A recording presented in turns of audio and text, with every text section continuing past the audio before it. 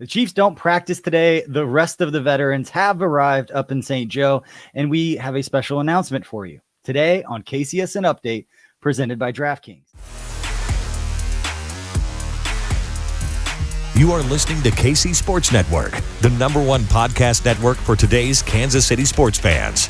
With former players from your favorite teams, informed perspectives, and former insiders, this is the place for you.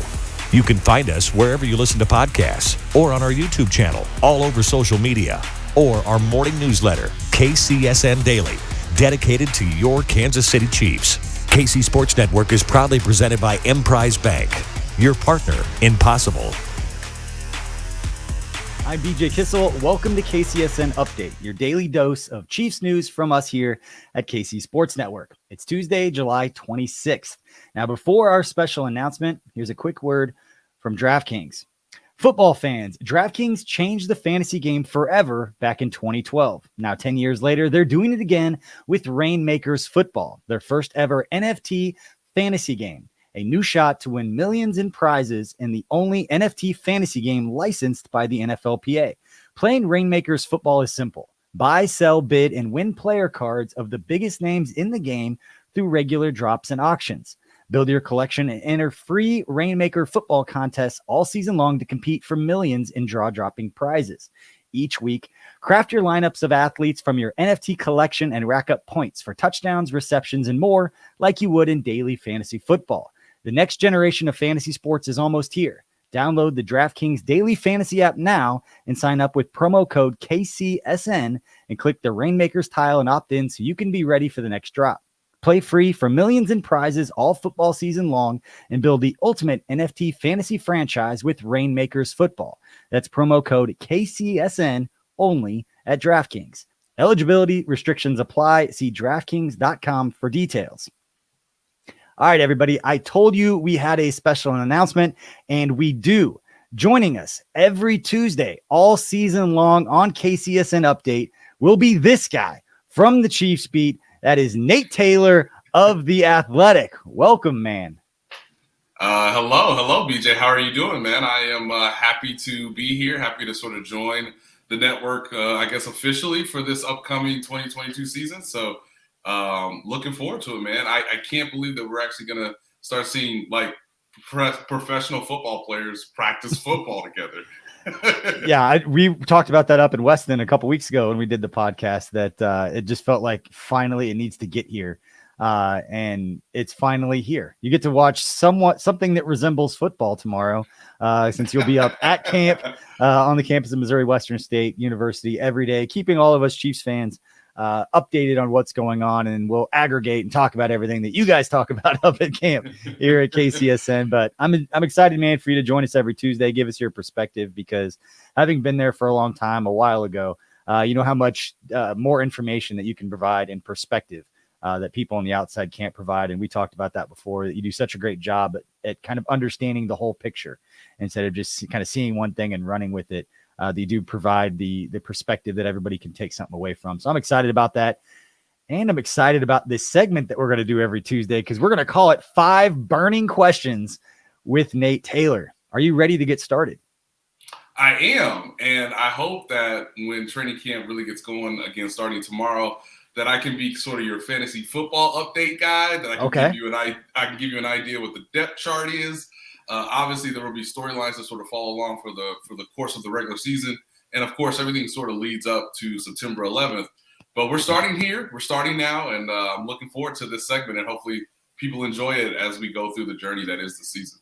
Yeah, I mean, obviously, being DraftKings, that it would make a lot of sense to add some fantasy flair inside of here and some the daily sports book. We can get into all that fun stuff. Yes. But, all right, the first burning question, this one's pretty easy.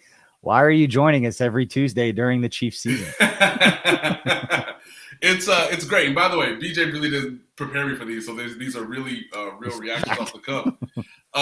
It's a thrill. You know, I've seen you guys for over a year now. Really see the updates. Obviously, I'm really good friends with everybody. But this is really an awesome opportunity. And obviously, we had talked about this sort of partnership even before we went out to Holiday and had a great time there. I just think for me, it's a chance to obviously reach your audience and sort of, like you said, inform you guys on what's going on with the team every day. And for me, and hopefully for us at The Athletic, it's a great partnership where people can understand just more about what I do from a day-to-day standpoint. Obviously, you can follow our coverage on The Athletic, our app, our website. And of course, I get to talk to you every Tuesday, man. Like, I think there's an understanding that I think most Chiefs fans, I would hope and assume, that they know that we are obviously close friends. We've been doing this together since I really joined the beat back coming off the 2017 season. That if you're gonna, invest and trust two people who know the organization from different vantage points, and then give you sort of the insight and the answers you're probably looking forward to for that coming week, even starting today, even starting with the idea of like, what is going to happen in training camp? We're going to take you every step of the way. So I couldn't be more glad that you asked me, and I couldn't be more happy to say yes. And I assume that people will enjoy our banter along with our insight. I got to admit, the one thing that I miss the most of being there, obviously the traveling and all that stuff's fun. I work with some great people, but just that group of beat writers and just being around everybody, it was a fun, good group of people to be around. And, we've talked about before of content not being a zero-sum game, that we can bring you on our platform and promote The Athletic because I believe that if you do good content, that people will support that. And you've done good content since the day that you arrived on the Chiefs beat. And I've always respected that. It's really easy to get caught up in some of the catchy things nowadays when it comes to digital media. And we'll kind of dip our toe in it a little bit. But for the most part, like, you do good content and people they'll see value in that. And that's why I'm excited about this. Always enjoy talking with you, and now we get to do it consistently, which makes me feel happy. It brings me a little bit back to the daily Chief stuff, which I'm excited about. But let's move on to the second burning question. This is going to be interested in your answer on this one. How many straight days are we going to talk about Orlando Brown not being at training camp? Oh, about 20. I don't know. I'm trying to be, this is where it gets hard for me because, I'm not the one making the decision. Orlando, if people are not aware of, decided not to report to training camp on time, which I believe was 10 o'clock Monday night or last night. So the first team meetings, the first sort of conditioning test, all that's happening today. And then obviously you get sort of the first install that you're going to put on the field for Wednesday's practice, which of course will be available, I believe, to only season ticket members. And then the first public practice is going to be Thursday. The most interesting part about all this, BJ, is, we were on Sunday Sound Off on Sunday night on, Channel 41's, the NBC affiliate, their sports show every Sunday night. And we were discussing, when is the idea that when is Orlando going to decide to really join the team for the upcoming season? And I want to preface this by telling everybody, like, he will be in uniform in week one. There's really no incentive for him to miss games because if he has a great 17-game season, a great performance in the playoffs, that is to his benefit financially and potentially for his chance to really remain with the team on a long-term contract, even though they didn't get it done this past summer. So when we were on the show, I think we found a really good medium, right? Like I chose, sort of August 15th, sort of the day after, maybe a couple of days after the first preseason game. Like, okay, let me see what everybody looks like. I help my body stay mostly intact, and I can use 2 preseason games to sort of get ready for the regular season. You sort of pushed it a little bit farther. You said, hey, the calendar tells all of us that the last practice in St. Joseph is August 18th. Why don't we show up on August 20th? Like, why don't we just skip camp in its entirety? He's 6'7", 340. He doesn't need to go sleep in a dorm room bed if he doesn't have to. Yeah, and he has been through this once. Right? Last year he went through camp, so he has a general idea of what is expected or what he needs individually to get ready for the season. Now, one thing Creed Humphrey said yesterday, BJ, that I think is poignant is the idea that an offensive line has to gel, has to build continuity, has to build confidence together through repetitions, whether that's in practice at training camp or in these preseason games where you get a close snippet as to what it's like to compete against another group of guys on the defensive line. So he will miss that. But I think in terms of the storyline, we're going to talk about this for about 20 days. I mean, I'm sort of preparing myself to give an Orlando Brown update about every day to every third day, depending on how this story sort of develops. It's kind of a mini saga is the way I'll sort of describe it for like fan purposes. Who's going to play left tackle? Yeah. For the first rep tomorrow, I will obviously inform fans of that via Twitter and The Athletic. But I just think this is going to go on for a while just because I don't think the Chiefs have a great solution without Orlando Brown. And I think Orlando Brown probably knows that. Yeah, I don't know if it's a good thing or a bad thing in the benefit of having Joe Thuney. You have a veteran left guard who plays right next to you to where all those points that you make, it's not like we're talking about a rookie left guard who needs to learn how to play next to somebody. Joe Thuney is a professional in that way. But at the same time, Joe Thuney is, I think he was graded by Pro Football Focus as the best like pass blocking left guard in the NFL last year. Do you need that guy to step out and play tackle? If you have Joe Thuney repping at left tackle, I don't know if that's a great sign for what they think as far as when Orlando Brown is going to be there, because I'd want that guy repping the position that he's going to play when the games matter, if they're confident that Orlando Brown is going to show up. So if it's Jerron Christian, if it's somebody else that's stepping out and playing that left tackle spot, or Evan Kaisarzak, the new guy, put him out there. Who knows what's going to happen? But fans need those bodies. Right. I'll be honest here. You know, when the team signed Roderick Johnson, you know, his sort of thought process, much like Christian, was like, hey, he's going to be sort of the swing tackle. He has experience at both positions. You may need him in a pinch or for a start, you know, spot start if someone's injured for a week or two. We're going to get a lot of Roderick Johnson sort of snaps, and I'm interested to see how he fits within the framework. But yeah, I think your point is completely valid, BJ. Like, if we all assume that Orlando Brown's going to play week one, why put Joe Thuney through the process of playing a position that maybe realistically in his mind, he knows it's less than 10% that I'm going to face the Arizona Cardinals in this sort of context. And he is one of the best left guards in the league. He's the highest paid left guard. You have paid him to do a specific job. Let him sort of focus in on that. But look, there's leverage in all of this. There's a little bit of give and take. I think Andy Reid specifically used Joe Thuney as sort of a motivation, as a tactic, as a tool to try to tell Orlando Brown, please come. Can you just come? I don't want to have to say Joe Thuney can do it in a heartbeat, but like, what are my other options to motivate you to get you to come here when we can't necessarily find you because you haven't signed the franchise tender? So I love the idea of like, some fans will get sort of a guttural reaction to like, oh my goodness, it's August 14th, it's August 20th. Why are we still talking about Orlando Brown? Well, he plays one of the most important positions on the team because he's protecting the blind side of the greatest asset in the franchise's history in Patrick Mahomes. That's why it's important. So it's less about the person specifically with Orlando Brown, but it's more about how does he fit within the whole context of what the Chiefs are trying to do when you know the quarterback is the most important person in the entire organization.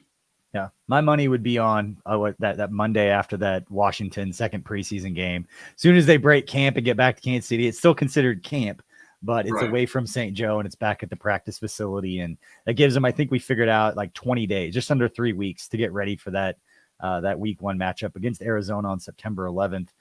So that, as far as like you pick a date and you get the board and you start putting wagers on it, like my date is that Monday, August 20th. But all right, let's move on to the third burning question we have here for Nate Taylor. And again, if you like this content, it's a new series for us. Please like and subscribe to this video on YouTube. If you're watching the video, go ahead and do that and drop a comment on anything you want us to answer next Tuesday when we've got Nate on. Drop us those questions. Let us know what you're thinking.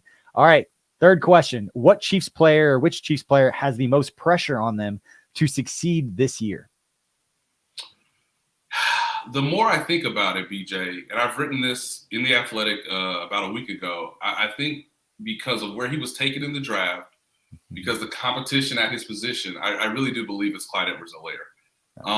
And I know the fellas in the lab are really interested to see how he looks in training camp, specifically the preseason game. Shout out to my guy, Kent Swanson. Like I'm fascinated to get Kent's perspective because I already know he's sort of triggered anytime you mention Clyde Edwards-Helaire.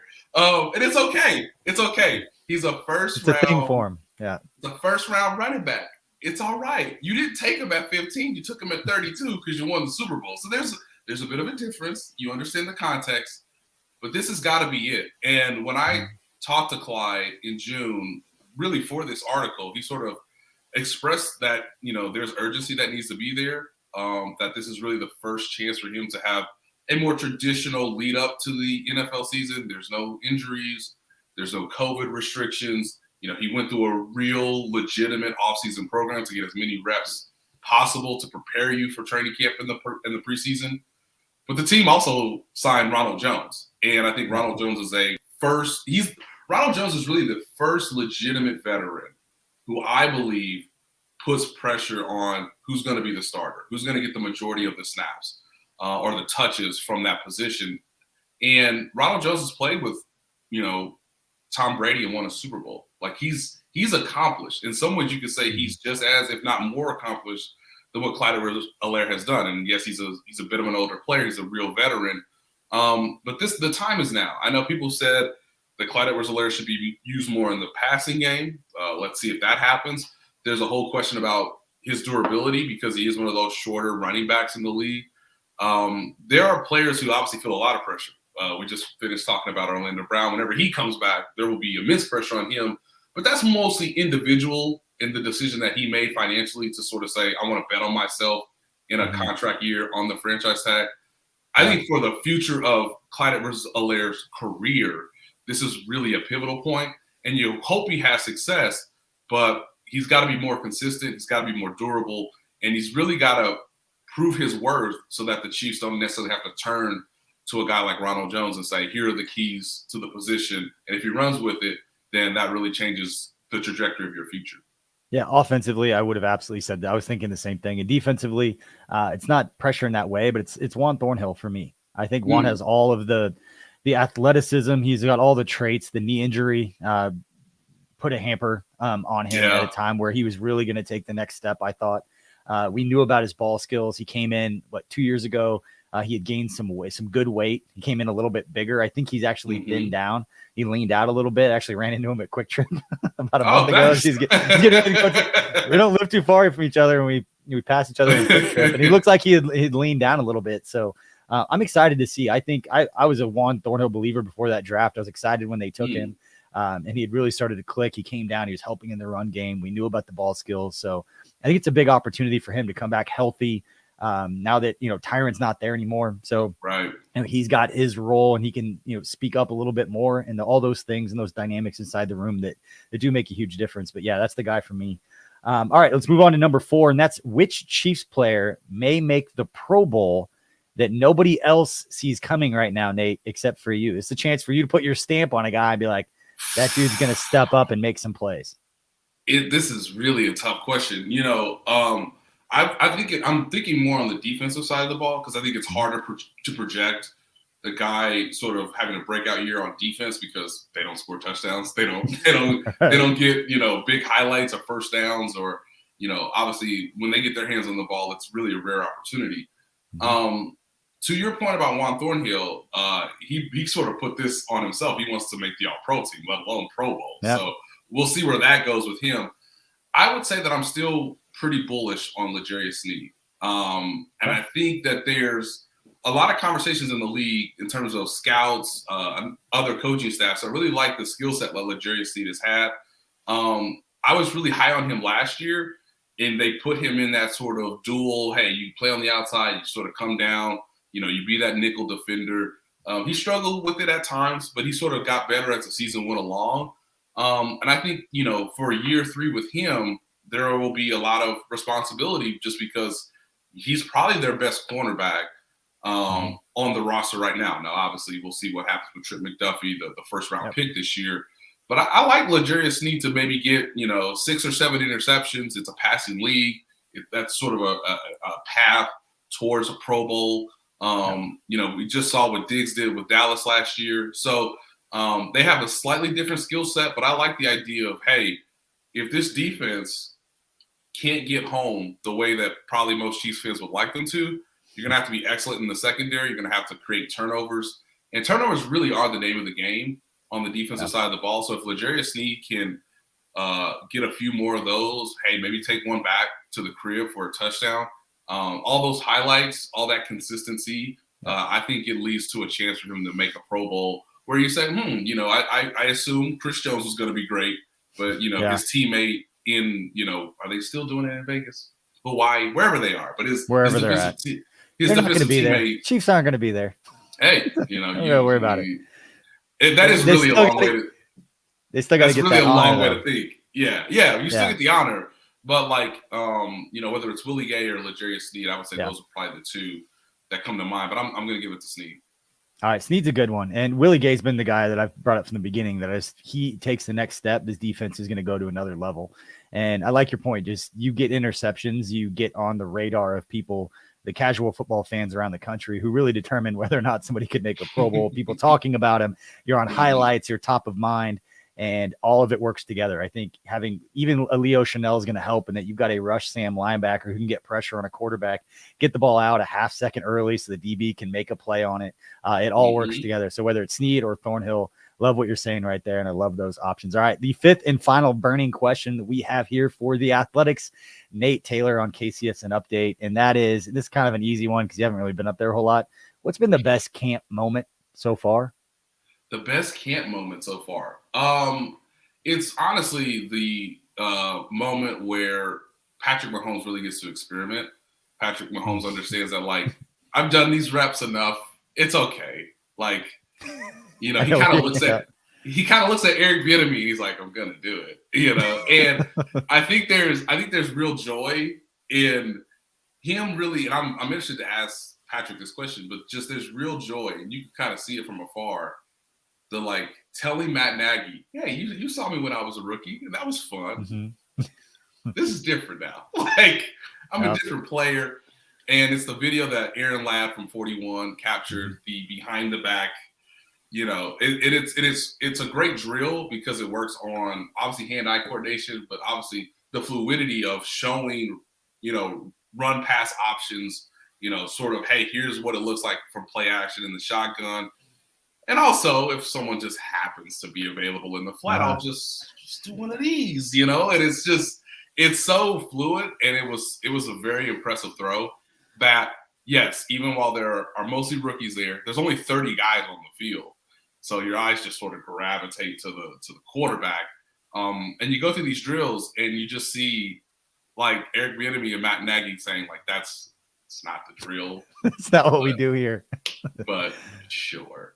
So it was cool that that video got put out there, and it was during a time where we could actually take images. There are certain portions of practice where we as reporters and videographers can't take videos of 11 men on the field against another 11 men for obviously strategic reasons as you get ready for the regular season and tactics. But in the individual drill, Patrick Mahomes makes it fun for him, makes it fun for the coaches, and makes it fun for us who can show it to fans who haven't yet made it to St. Joseph. So if you want to come to training camp, if you want to be there in the mornings, if you want to sweat and see something incredible from Patrick Mahomes, those individual drills, those ability to sort of do different things with the ball, he's incredible at it. And it really was the best moment because, the rookies are still getting through that phase of he's my teammate, but also he's so mesmerizingly good.